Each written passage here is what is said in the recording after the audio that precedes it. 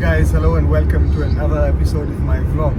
Now, over the last 6 months we've heard a lot about Goa versus Thailand versus Bali versus all the other places, and I decided with my friend Rishi, we are both fellow realtors, we said, well, let's take a look, let's travel to Thailand and let's document the entire journey from start to finish and compare different aspects of a tourist's experience. So the first leg of our journey involves flying from Goa to Mumbai. In terms of price, this is £5, $5, 500 rupees from the airport to Bangalore. How far is that? It's around 12 kilometers. Okay, so 12 kilometers, $500. The same thing would cost you roughly about 3,000 rupees, right? So it's almost 3x of what a metropolitan city is. So quality of the vehicle not so great, but in terms of value for money, price, definitely Mumbai is better. Yes. So taxi, you all are absolutely right. India, the taxi mafia in Goa Has to change. Rishi was kind enough to show me how convenient the autos in Bombay are. In fact, he gave me an idea of what the prices are. Something that's 50-60 rupees by auto in Bombay is about 1,000 rupees by taxi in Goa. But here's the thing, no matter how convenient Bombay is, for me it's always polluted, there's always traffic, it's chaotic, it's so dramatic, and it's too much for me.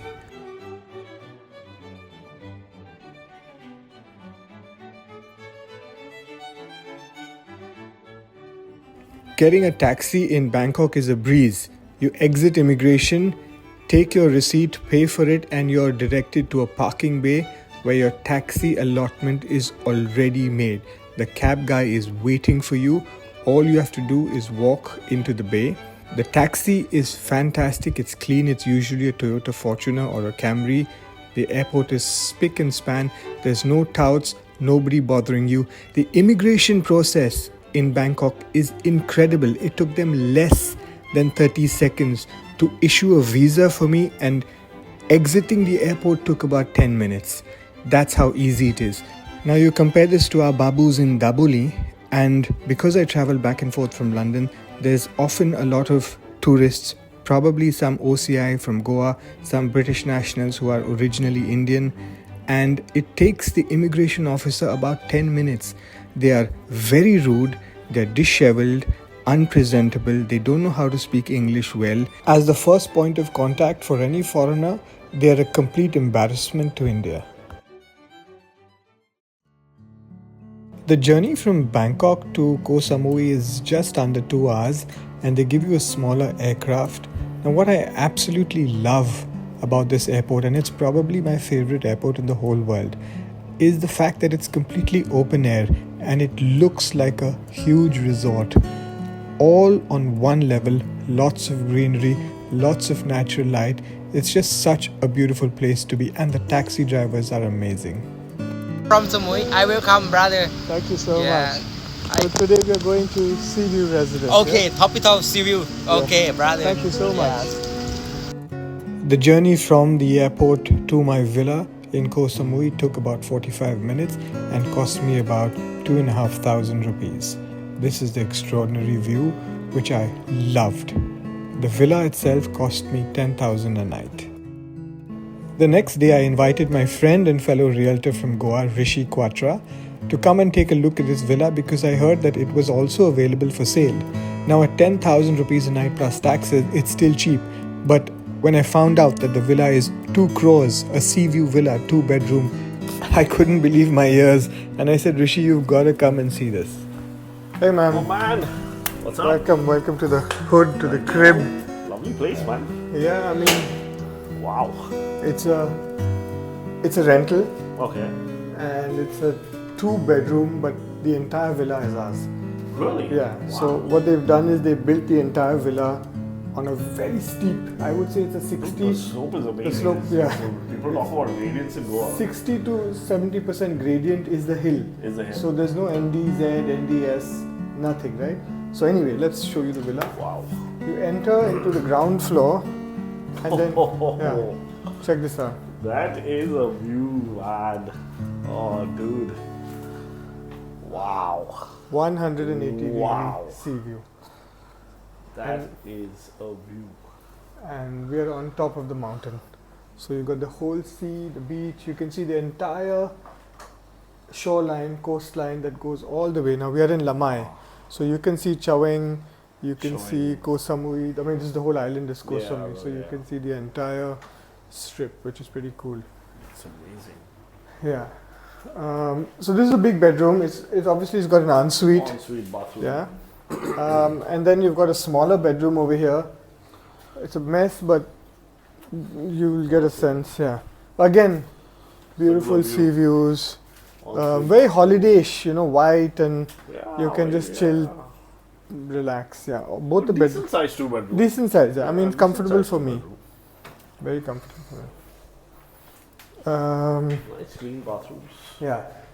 Now Very the modern. house is built vertically, right? Because it's all the houses are built on the mountainside. Yeah, so I had to be. So they built it with very steep inclined stairs.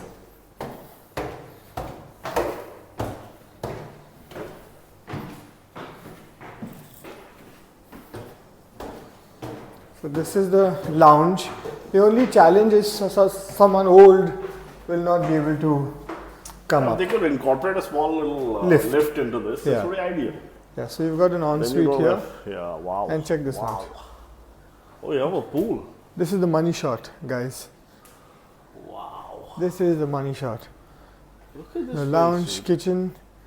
But in the evenings, like I'll post some videos later. Yeah. Oh boy. Look at how green the place is. Yeah. Super It's green. amazing, man. All of that. Wow. You can see the islands. Probably, I don't know what island that is. That may be like PP Island or Krabi Island. I don't know. You can see the shadow of that mountain. You can actually. Yeah. Oh, that's a And huge it's- place there. Completely green and clean and nice. Wow. 190 nationalities living here, working here, doing businesses here. The locals are so friendly. They have their rules, but it's just a civilized place. Absolutely. And this is something that I want to talk about. But see, we have a Goan perspective of what Goa is. Absolutely. We have an Indian perspective of what Goa is. And we have a foreigner perspective of what Goa is. Right. I generally like to rely on the foreigner's perspective because then it's a world view. Yeah, because we are even Yeah. Goa is a tourist destination. It is a like tourist Koh Samui, destination, like right. Thailand. It's a tourist destination. So when many people say, no, you know, foreigners are coming and all that, I don't know how many Right. repeat foreigners are coming. Yeah. So for that I need to speak. I thought we'll have a chat with Victoria. We'll do a small interview, get her sense of what her impression was, and then you and me will sit down and we'll compare apples to apples. Sure. And understand real estate from a Goan perspective, what Absolutely. needs to be done, what needs to be changed. Correct. So any minister listening, any lawmaker listening, any aspiring minister listening, someone who wants to, I don't know, be the Donald Trump of Goa or India and make Yeah. great change, then this might be the interview that will inspire you to make a better Goa. Hopefully things So, change yeah. for the best. I mean, there are some advantages. There's a huge potential for Goa itself. Yeah. And if somebody can just see the better picture of this. Yeah. So let's discuss it and let's figure out what's best. So Yeah. first, let's get our interview with Victoria going. Cool.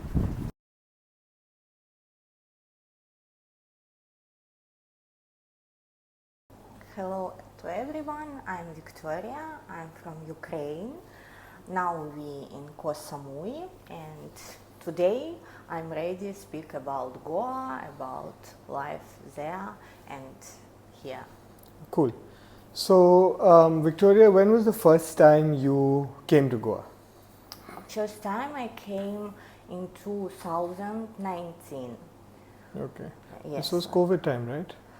Yes, before COVID and Yeah. I'm stuck there in COVID time. Oh, nice. Exactly. And which parts of Goa have you been to? I've been in North Goa, In Panjim I'm living and go to Morji, Marambol, of course, because they are more Russian community. But I'm more like South Goa. For me, it's more like touristic place, and you feeling on the rest. Yeah. And tell me, like, of all the places in Goa that you've been, you've traveled, you've seen restaurants, cafes, what do you like? Like, say 3 things that you like about Goa. 3 things. First, it's atmospheric, for sure, because you see this type of life for our foreigners. It's something new, something interesting. It's first. Second, natural, of course, great beach with good palm, and good food too. Yeah. You can found, but I'm not prefer Indian food, but you can found good food now for foreigners. Yes. So you're a nutritionist, and what's your job like? What do you do? I'm nutritionist, so for me interesting like see people what they prefer for it, and I'm check this in India. I have too much question about this, but Okay. yes. So tell us would you come back to India if you didn't know me or Rishi or some friends? Would you come back? I think no, because if I'm choose place for rest, I'm choose Thailand or Bali, because vibe little bit same, but here more good quality, here clean, more good people for me. In Goa have some minus, and it's only about need little bit improving, because it's really nice place and have potential. Like, what needs improving?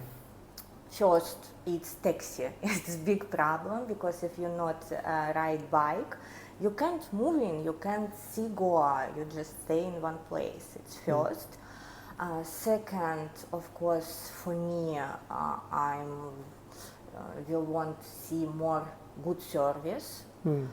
And I have some question to people who like so noisy to foreign. Example, I can go to some beach, Baga.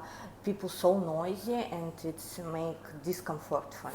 Photo and this and that. Photo, give number, it's Instagram, video, and make like a secret video, and you feel not good. You feel like yeah. So these are the main issues, true.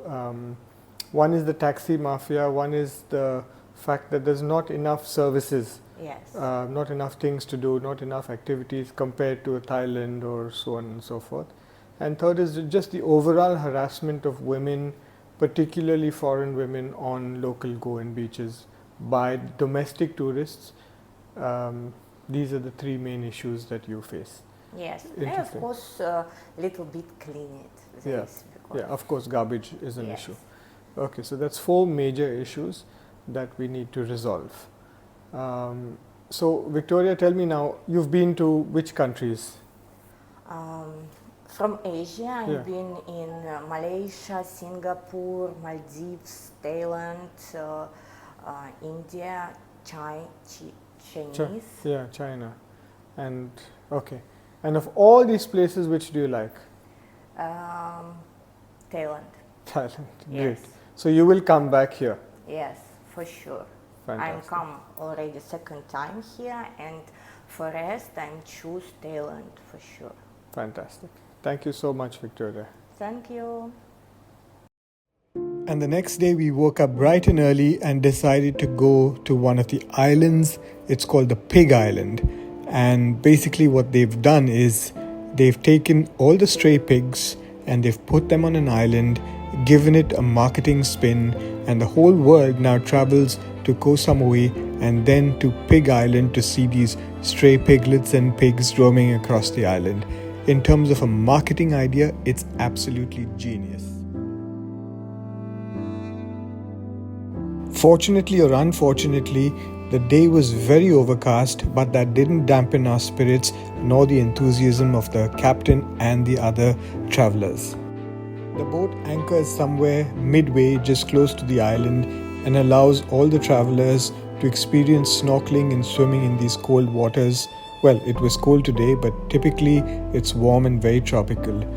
You've got to watch out for the corals under your feet because one of our travelers got cut by a coral, but if you're a good swimmer and you can stay afloat, this is something that you have to try. Okay, so by this time you're probably thinking, Rishad, I love this place, I want to invest, I want to buy an apartment, I want to buy a villa. How do I go about it as an Indian? Right? So whether you're an Indian, Chinese, German, French, American, whatever, the rules are very basic. There's 3 ways you can buy a property in Thailand. The first way is to buy a condominium. So there are designated developments that allow 49% of the units to be sold to foreigners. Now, when I say units, they're usually apartments. The second way is to set up a company with 2 Thai partners and the company buys the property. And the third way is a 30-year lease which is renewable, which most people just don't do only because of the level of risk involved. So if it's just an apartment that you need that's around 1 or 2 crores, just get in touch with us. We'll connect you to the builders that have the condominium designated for foreign investment. You transfer the money and the unit is yours. Now, to give you a sense of what 1 to 2 crores as a budget would get you, we decided to go and see an apartment that's ready to move into and show you what you would get for 1 to 2 crores. Okay, so this is a show apartment. The development will be ready at the end of 2027. It's designated to have 49% to foreigners, so you can straight away buy this. It's walking distance to the beach, and this apartment is about 30 to 40 square meters. It ranges in sizes, but the price ranges between 1 crore to 2 crores for a 1-bedroom apartment. Basically, this is the villa. Okay, you've got just 4 signature villas, all not even beachfront, sand touching, waterfront, private beach. That's it. You have your swimming pool that will come in right over here. So it'll be like an infinity pool overlooking the sea. Those boats you can see are going to the Koh Islands. You've got Fisherman's Village on your right. So this is prime real estate and just 4 villas. These villas with a private beach cost between 16 to 18 crores. Now, most of the apartments and villas are situated very close to the nightlife, which is absolutely iconic and unparalleled, offering you extraordinary rental returns on nightly and monthly basis. And finally, our holiday in Koh Samui had to end, and what a beautiful end it was, because you exit from this stunning, iconic Koh Samui airport, which is green and clean, and it really is a resort within an island resort, something that stays with you forever. The Koh Samui airport for me is one of my favorite airports in the entire world. It is an architectural masterpiece that combines modern tropical living with old world classical charm. And as my trip comes to an end, I'm back to the hustle and bustle of Bangkok, which is literally Mumbai on steroids. The best way to get around Bangkok is the Grab app and take a motorbike taxi and you can see the entire city. So just to recap, there's 3 ways of buying a property in Thailand. Way 1 is to go the leasehold route, which I do not recommend. It's a 30-year lease and then you have to renew it. Way 2 is to set up a company with 2 Thai directors, and way 3 is to buy an apartment in a pre-designated condominium development. If you would like to buy a home in Goa or Thailand, then contact me on rishaddecruz@gmail.com today.